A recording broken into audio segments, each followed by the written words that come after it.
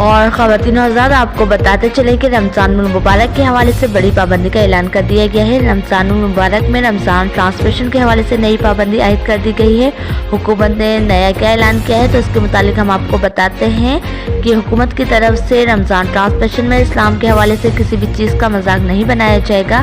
رمضان transmission میں خاص طور پر لوگوں میں جو انعامات تقسیم کیے جاتے ہیں اس کے اندر بہت ہی زیادہ بیہودہ قسم کے سوالات کیے جاتے ہیں، جس کو دیکھتے ہوئے حکومت نے تمام تر فنکاروں، اداکاروں اور ایسے دوسرے مذہبی اسکالر کو بھی اس چیز کا پابند کیا ہے۔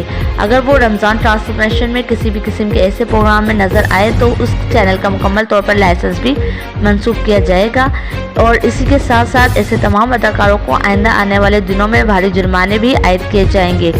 آپ کو بتائیں کہ اس سے قبل بھی پابندی کا ادراک کیا گیا تھا، لیکن اس کے اوپر ایسا کوئی خاصا عمل نظر نہیں آیا تھا۔ اس سال کیا واقعات اس پابندی پر عمل ہوگا یا نہیں، مزید تفصیلات آپ کو فراہم کریں گے نئی اپڈیٹ میں۔